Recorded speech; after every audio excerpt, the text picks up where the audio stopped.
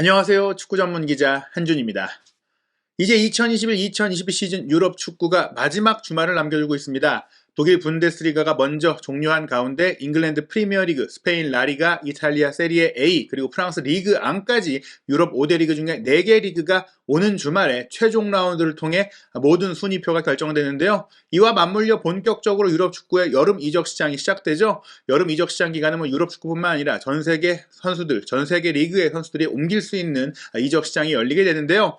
한준TV는 개국 당시부터 이적 시장, 이적설 분석 콘텐츠인 트랜스퍼 H를 연재해 오고 있습니다. 이적설의 팩트체크, 직접 취재한 독점 정보 뿐만 아니라 여러분들이 궁금해하시는 이적설 대상 선수의 상세 분석과 이 이적설 보도의 신빙성 어느 정도 믿을 수 있는지 검증하는 콘텐츠 운영해 왔는데요. 올 여름 이적 시장에도 토트넘 허스퍼에 대한 궁금증은 물론이고 유럽 축구에서 주목할 만한 이적설 소식들 한준TV에서 체크해드리도록 하겠습니다.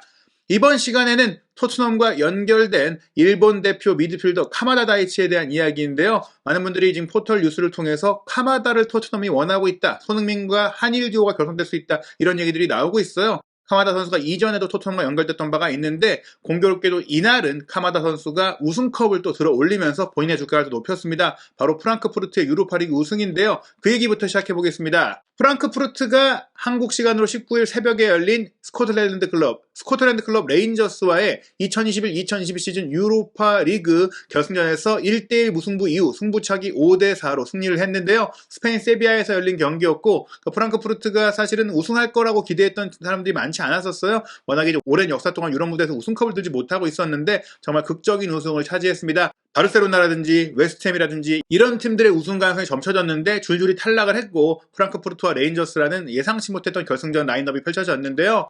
먼저 앞서간 팀은 레인저스였어요. 전반전이 0대0으로 끝난 가운데 후반 12분 수비의 실수가 나왔는데 골키퍼의 롱킥이 중앙에서 헤더 경합 속에 잘렸고 그 이후 프랑크푸르트 선수들이 헤딩으로 연결하는 상황에서 공을 따라가던 투타 선수가 이제 레인저스 공격수 아리보를 쫓아가다가 다리 근육의 경련이 온 탓인지 갑자기 혼자서 미끄러지면서 넘어졌습니다. 그 뒤에도 한동안 일어서지 못했는데 아리보가 이 공을 받아서 골키퍼와 1대1 상황을 맞이했고 본인의 주발인 왼발 쪽으로 공이 오다 보니까 가뿐하게 차 넣으면서 1대0을 만들었습니다. 하지만 12분 뒤인 후반 24분 토트넘의 타깃으로도 알려져 있던 날카로운 왼발키를 갖고 있는 필립 코스티치 선수가 왼쪽 측면에서 과감하게 올린 원리 크로스를 문전에서 보레 선수가 잘라 들어오면서 밀어넣은 슈팅으로 동점을 만들었고요. 이후 1대1 상황으로 연장전이 진행됐고 연장전까지 골이 나오지 않았고 승부차기로 우승팀을 가리게 됐는데 프랑크푸르트의 모든 선수들이 성공을 시킨 가운데 레인저스의 네 번째 키커인 에런 램지가 시도한 가운데 정면 슈팅이 트랍 골키퍼의 선방에 막히고 말았습니다. 사실 램지 같은 경우에는 연장 후반전에 어떻게 보면 승부차기의 노련미를 좀 가미하기 위해 투입이 된 선수인데 공교롭게도 이 선수가 놓치게 됐고 사실 승부차기에서는 승부차기를 위해 투입한 선수들이 오히려 경기를 뛰지 않다 보니까 감각이 떨어져 있는 상태에서 실축하는 경우가 많다는 것을 다시 한번 느끼게 되는 그런 순간이었죠. 결국엔 이 5대4 승부차기 승리로 프랑크푸르트가 우승컵을 들었는데요.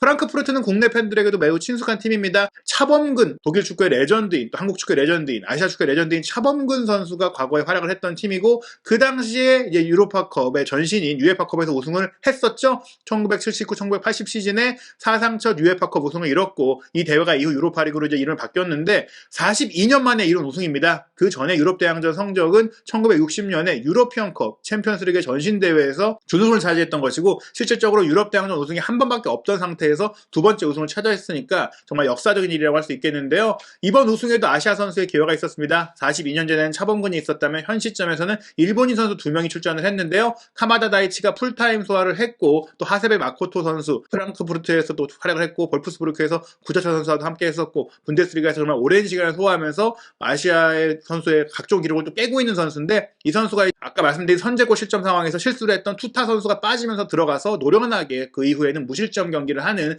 데 있어서 크게 기여를 했고요. 두 선수 모두 공신이라고 할 수 있겠습니다. 그런 가운데 독일의 대표적인 스포츠 매체죠. 스포르트 빌트에서 토트넘의 영입 리스트에 카마다가 있다라는 보도를 내놓았는데요. 결승전이 있기 하루 전에 나온 보도였었어요. 일단 카마다 선수를 토트넘이 원할 수밖에 없는 이유가 있습니다. 최근에 기록 자체가 워낙 좋죠. 일단 유로파 리그를 우승하는 과정에서 카마다 선수가 5골 1도움을 기록하면서 엄청난 활약을 펼쳤어요. 조별리그 올림피아코스전 연속골, 로얄 안트워프전 득점, 그리고 토너먼트 진입 이후에는 16강에서 레알 베티스를 상대로 골을 넣고 또 8강에서 바르셀로나를 꺾는 과정에서도 결정적인 도움을 기록했고 준결승에서는 웨스트햄을 만났죠. 우승 후보를 줄줄이 만난 프랑크푸르트라고 할 수 있겠는데 웨스트햄을 상대로도 1차전에 결정적인 골을 넣으면서 원정 경기 2대1 승리의 핵심 선수로 활약을 했습니다. 중요한 순간마다 중요한 골을 넣은 카마다 선수이고 무엇보다 프리미어리그 팀인 웨스트햄을 상대로도 좋은 경기를 두 경기 모두 보여줬다는 점에서 카마다 선수에 대해서 이제 관심을 갖는 프리미어리그 팀들이 많을 수밖에 없는 상황이었는데요. 카마다 선수의 유럽 무대 활약은 하루 이틀 일이 아닙니다. 굉장히 오랫동안 활약을 하고 있어요. 올 시즌 같은 경우에는 분데스리가 32경기에서 4골 3도움으로 7개의 공격 포인트를 올린 데 그치면서 지난 2020-2021 시즌 5골 14도움, 무려 19개 공격 포인트를 올렸을 때보다 경기력이 크게 떨어졌다는 평가를 받았어요. 사실은 올 시즌의 그런 부진들 때문에 일본 대표팀 소집에도 제외가 되는 등 여러 가지로 아쉬운 시간들을 보냈지만 유로파리그 경기를 통해서 살아났습니다. 사실 카마다 선수가 프랑크푸르트에 처음 왔을 때도 조금 고전을 하고 있었는데 2019-2020 시즌 유로파리그 아스널전 해트트릭을 포함해서 10경기 이제 6득점 2도움으로 8개 공격 포인트를 올렸던 것이 프랑크푸르트에서 인정을 받고 자리를 잡게 된 계기였고 유로파리그의 사나이로 불렸거든요. 그 다음에 분데스리가에서도 좋은 경기를 펼쳤고 올 시즌의 분데스리가에서의 부진도 유로파리그에서 조금은 다양한 팀들을 상대로 좋은 플레이를 펼친 것이 활약의 근원이 됐고요. 원래 이제 처음 카마다 선수가 J리그에서 유럽으로 건너왔을 때 팀도 프랑크푸르트였는데 프랑크푸르트가 아시아 선수들에 대한 선호도가 분명히 있고 또 독일 무대 그런 것들이 있는 가운데 첫 시즌에 조금 아쉽다 보니까 벨기에 클럽 신트트라이던으로 임대가 돼서 여기서 이제 활약을 잘 하면서 벨기에 리그에서 리그 12골 2도움을 기록하면서 실력이 좀 올라왔고 유럽보다 적응을 마치면서 이제 프랑크푸르트로 다시 돌아와서 좋은 활약을 펼치게 된 것입니다. 신트트라이던은 일본인 구단주가 운영하고 있고 이승우 선수도 카마다와 같은 그런 사례를 조금 이제 기대했던 팀으로 잘 알려져 있긴 한데요. 카마다 선수 같은 경우에는 오른발을 잘 쓰는 선수고 이선에서의 창조성도 좋고 움직임도 부지런하고 득점력과 도움력을 모두 갖고 있는 그런 창조적인 선수, 일본 특유의 테크니션이라고 할 수 있고 그러다 보니까 지금 활동 포지션을 보면은 공격형 미드필더, 세컨드 스트라이커의 최전방 공격수, 오른쪽 측면 공격수, 오른쪽 측면 미드필더의 중앙 미드필드까지 가능하기 때문에 다양하게 쓸 수 있는 선수예요. 물론 주 포지션은 세컨드 스트라이커나 공격형 미드필드에 가깝다. 3-4-3을 쓰고 있는 프랑크푸르트에서도 왼쪽에 조금 처진 공격수, 그러니까 안쪽으로 들어오는 손흥민 선수의 그런 위치에서 활약을 하는 선수인데 이 선수가 양발을 두루 잘 쓰는 편이고 또 패스 공급 능력, 미드필드로서의 성향도 갖고 있기 때문에 최전방에 섰을 때는 가짜 9번, 밑으로 조금 내려왔을 때는 중앙 미드필드처럼 경기를 조율할 수도 있는 능력이 있다 보니까 감독 입장에서는 전술적인 활용성이 꽤 된다라고 볼 수 있겠습니다.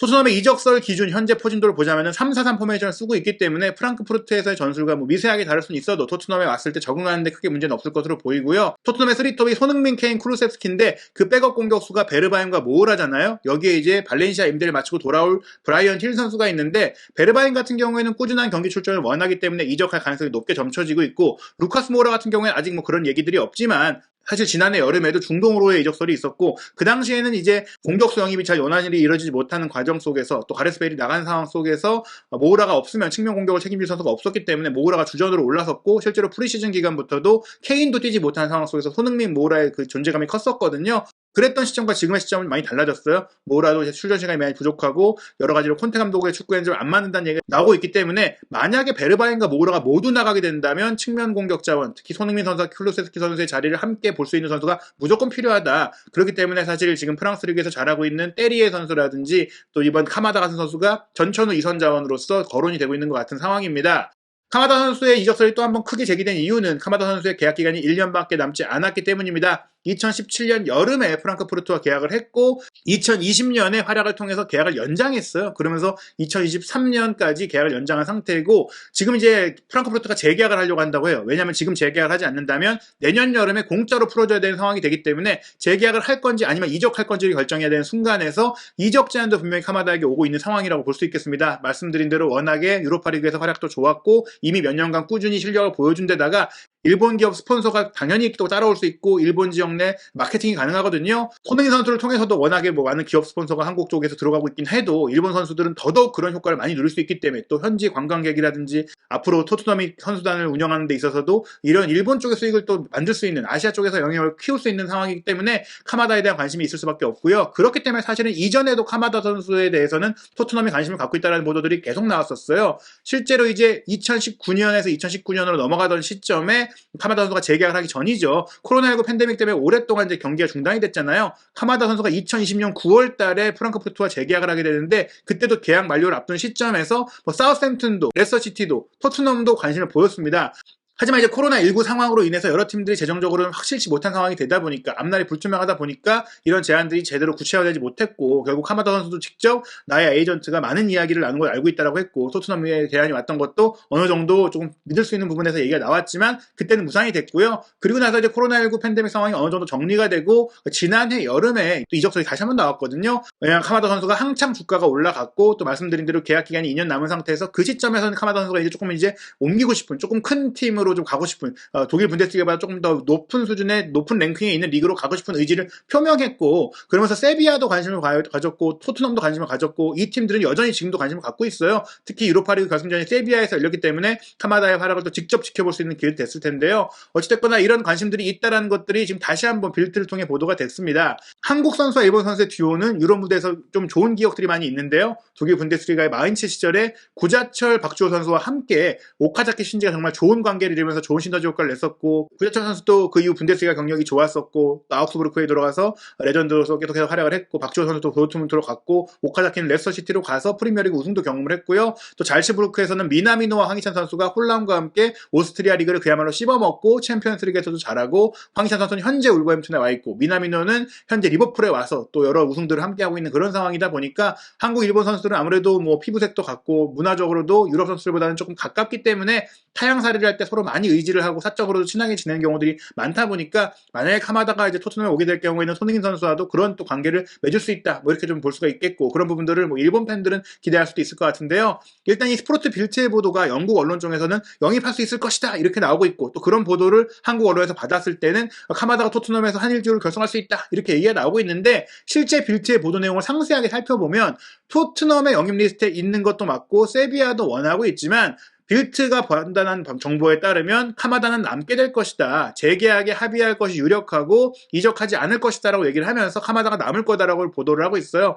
카마다가 워낙 프랑크푸르트에서 잘 적응하기도 했지만 프랑크푸르트와 함께 이제 유로파리그 우승을 하면서 챔피언스리그에 나갈 수 있게 됐잖아요. 만약에 우승을 하지 못했다면 챔피언스리그에 나갈 수 있는 팀의 오퍼를 받아들일 수가 있었겠죠. 세비야는 이미 챔피언스리그 진출을 확정을 했고 토트넘도 이제 마지막 라운드에서 비기기만 해도 챔피언스리그에 나갈 수 있기 때문에 카마다 입장에서는 출전 시간에 대해서도 챔피언스리그를 병행하는 팀이라면 분명히 로테이션이 필수적이다 보니까 주전 경쟁을 해야 되는 상황이긴 해도 어느 정도는 좀 뛰면서 또 큰 무대도 경험할 수 있고 또 프리미어리그에도 갈 수 있고 이런 마음을 가졌을 수 있는데 지금은 사실 프랑크푸르트에 남아서 주전으로 챔피언스리그에 뛰는 것이 본인 입장에서는 더 나을 수가 있고 그런데 프랑크푸르트 입장에서는 재계약을 하지 않는다면 나가야 된다 뭐 그런 스탠스를 취할 수밖에 없기 때문에 카마다는 재계약을 할 가능성이 매우 높다 이렇게 볼 수가 있겠고요. 그러다 보니까 이제 전천후 2선 자원으로 사실 2선의 모든 위치를 뜰 수 있는 다른 대안 오히려 다른 대안이라기보다는 카마다보다 조금 더 급이 높다라고 할 수 있는 프랑스 리그에서 맹활약을 한 때리에 선수의 영입 가능성이 높다라고 좀 볼 수 있겠습니다. 저희가 이제 때리에 선수의 이제 토트넘 이적설에 대해서 소개해 드릴 때 잠깐 잘못 얘기 드린 부분이 있는데요.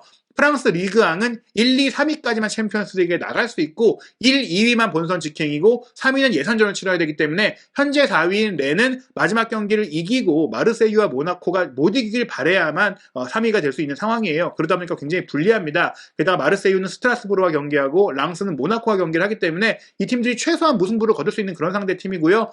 반면 렌은 릴과 원정을 치르기 때문에 승리를 사실 보장하기가 어려운 상황입니다.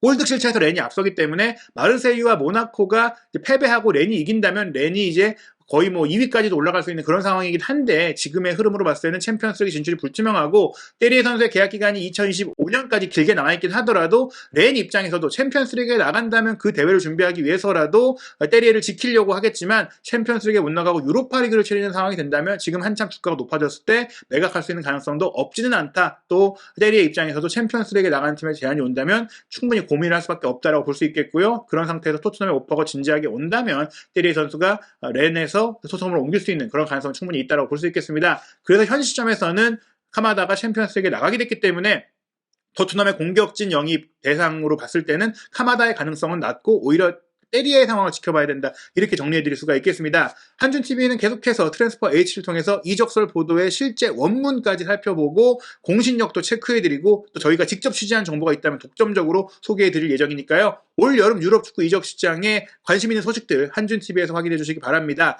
한준TV는 유튜브에서 새로운 채널로 개설됐으니까요. 새로운 한준TV 구독해주시고 트랜스퍼 H 많은 관심 부탁드리겠습니다.